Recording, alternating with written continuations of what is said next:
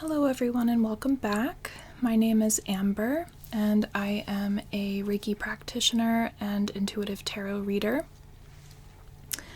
And today we're going to talk about spiritual journaling. And this is something that I am asked quite a bit to elaborate on, is what is spiritual journaling and how do I get started with it? What are some good techniques or record keeping for this process, and what are the most effective ways to go about it? And I'm going to be sharing just how I do this. As with everything else, this is personal gnosis. This is something that I've been doing for a very long time, so I will have my own kind of ingrained set beliefs on spirituality and journaling and how I do it. But it may be helpful just to see how somebody else does this, and I'm happy to answer those kind of questions. With spiritual journaling, you can use any kind of journal, any kind that you enjoy. You don't even have to use a physical journal. You can use your phone. You can use a notepad. You can use pictures, anything that you like, any kind of medium that you like. I've used everything from notebooks to memos to sketchbooks. This is a large sketchbook that I use, and this one is for work with deity. You can also just use one book to write everything in, or you can have different smaller journals, many different smaller journals. And I've tried a lot of these different ways of doing it. Everyone will have their own way that works best for them, just like working with planners or any other kind of record keeping and stationery. What I have found is kind of a combination of these methods. I began very early on with making different books for every single thing, and then I went to writing everything in one book, and now I'm back to separating out most of my journaling. So this is not going to be a one-size-fits-all, and you likely are going to change your process over the years to fit your changing spiritual needs. And so it's good to watch a lot of these types of videos to kind of really get a grasp on the way that you may like to do it, to get different ideas and opinions, and then to get started. I wouldn't recommend going out and buying a very expensive book to get started, only because you are likely, again, going to change your system of journaling. Now, if you've already been journaling for a very long time and you've, understand kind of where you are with all of this and how you do best with journaling, then you can kind of begin spending a bit more on journals that you know that you're going to fill and that make the most sense for you and that are also very beautiful and ornate.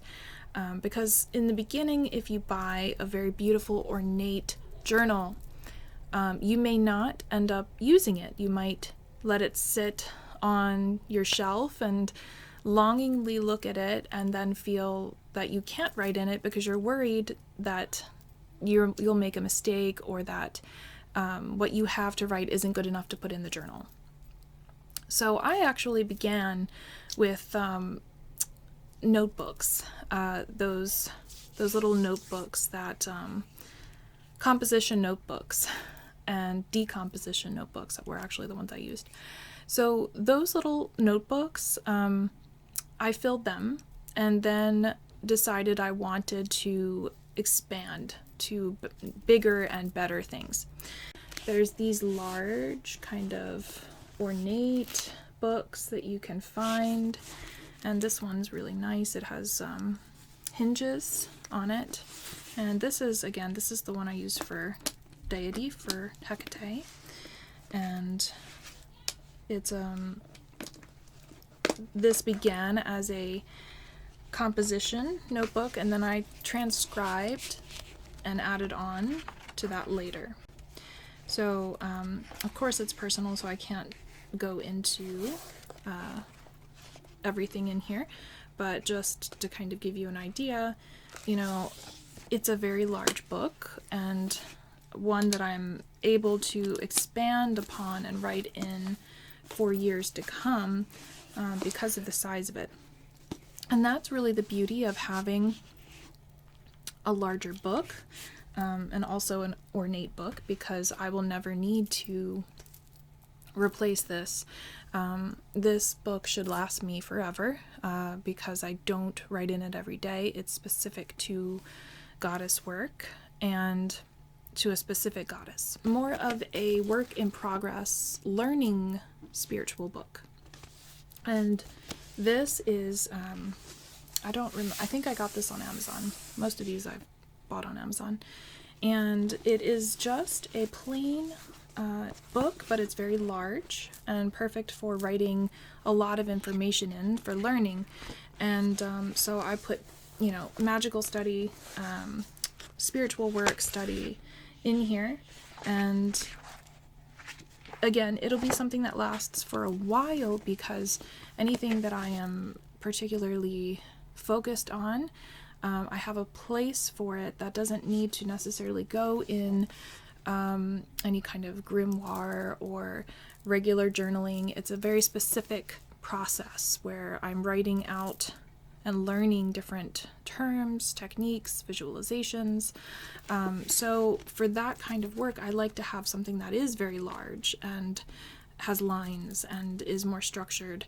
And you can organize this through tabs, or little post-it notes or something like that. Then I have a couple of smaller notebooks. This is more of a hardbound notebook, and this one is specific all to astrology, so that is why it has the sun there in the middle. It's more celestial in design. And this one I'm writing only astrology information and notes in here. Astrology is something that I've done for a very long time, and so I have a lot to write about in terms of new study that I'm doing in it, different types of astrology, things like that. But again, it has its own place because of it being an ongoing study for me. Something that I pick up and I know this is my book for this, so I have something to write in this book. I've just learned something, I've just wanted to work on something or practice something, or need to, pull up some information about something. And then I have more of a, just a regular notebook. Now, this notebook has a lot in it. It's not only kind of day-to-day journaling and writing, but I also put tarot journal information in here. Any kind of tarot spreads that I'm working on, I'll put in here. This has everything in it, and I have tried to have a tarot journal, and for me that's something that did not work. If I have a place where I write everything in that's going on with me right now, then I use it.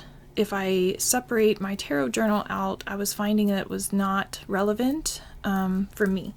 And that is because the tarot work that I'm doing and the journaling that I'm doing are all spiritual in nature. They're all something that I need to focus on right now.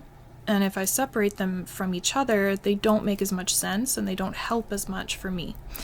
Now, many people have a separate tarot journal, and I did myself have one for years, many years actually, and it was interesting to go back and look at all of those old readings, but it wasn't something that was helping me in the moment in my personal spiritual growth. So it was more of a record keeping that didn't serve me. So I put it all together in books like this. And that's just what I have found was the best process for me personally. I'm looking for something not too incredibly personal. So here's just a year ahead reading that I did, and I like to put the picture of the reading sometimes if the image is something I want to unpack later, and then write the spread. But I write so much about spiritual topics in my day-to-day life because it is my life. Spirituality is my life in total. I live, eat, breathe tarot, Reiki, energy, intuition. All of these things are constantly something that I am involved in and immersed in. So for me, separating it from each other wasn't helping me in my weekly kind of reflections. But when I write my tarot information and then I go to the next page and start writing about something else, sometimes I'll, mix the two. I'll write personal information and of course in tarot readings, and then my tarot information in my journal, and may refer back to something. So for me it just works. It's more of a seamless process, and it keeps me accountable because I can go back and see, did I do this full moon reading for myself, and did I unpack it, did I reflect on it later, and then write about kind of what's going on in my life. So for me, it just keeps it all together. It's in one place, and I fill these journals and use them, and it also just takes up a little less space, because that's another thing to consider with spiritual journals is how much space you have and how much you're going to write and what you're going to do with these after you fill them. So for me, understanding that the larger books will last longer and not feeling bad about any blank space that I have now is effective, because I know that I'll go back and I will fill this eventually, and that I don't have to worry about writing tons of small books that are the same exact thing. So for things that I are an ongoing study, an ongoing relationship with guides and deity, the larger books make the most sense. Whereas things that are, like astrology, I know a lot already about astrology, so I'm not necessarily learning every day, but when I do pick something up, I will add it to what I already have and then go from there. Eventually I may need to replace this, but it's going to be a while. So I wouldn't necessarily pick the most beautiful journal if it's not large enough. So I would consider size and how much you're going to write and where you plan to take these journals in your future. As in, are you going to continue, or is this a right now study? And if you're not sure, just picking up something again like a composition notebook, a notepad, using your phone to write this information in. When I very first started, right before I got the composition notebooks, I used Memo on my phone to put certain ideas, information that I've learned, but when I began to see that I was writing too much and it was not able to be organized in a way that I wanted. So that's when I went to the composition notebook after that. So just testing these things out, not being afraid to test them, just doing it in a way that's, that makes sense for you. But don't be afraid to begin journaling, and don't be afraid to make mistakes, because that's the beauty of this process. It is a process. It is a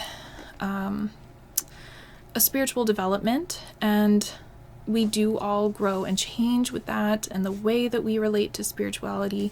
And even if you put spirituality away for a little while, you can still hold on to the notebook and you may eventually come back to it.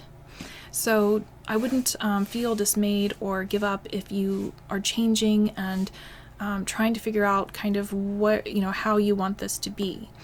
There's also these traveler's notebooks. I don't have them, but I know that they're very popular. I tried a system similar to a traveler notebook and it just wasn't for me. You can also use binders, three ring binders, and I did do that as well. I tried that out. For a while I liked it, and then I just didn't. But it's a great way to begin because you can kind of collect tabs of pages, take them out, change them, put them back in. But then just understand that if you do ever want to go to a hardbound book eventually, you'll have to transcribe all of that, which it does take a while. So just trying to think about, for you, what kind of system you may enjoy and giving things a try. Even if you do have to rewrite things and change things around, it can be frustrating, but I wouldn't give up on it because eventually you will find a system that you really like and can stick with. And with things like 3 ring binders, it's a great way if you're somebody that moves around a lot, if you are someone who really needs organization. They're great for that purpose because you can take things out and move things. And especially if appearance isn't a factor, although there are ways to make them incredibly beautiful. I just don't have that kind of talent, but there are ways to, make a 3-ring binder look incredibly beautiful and magical.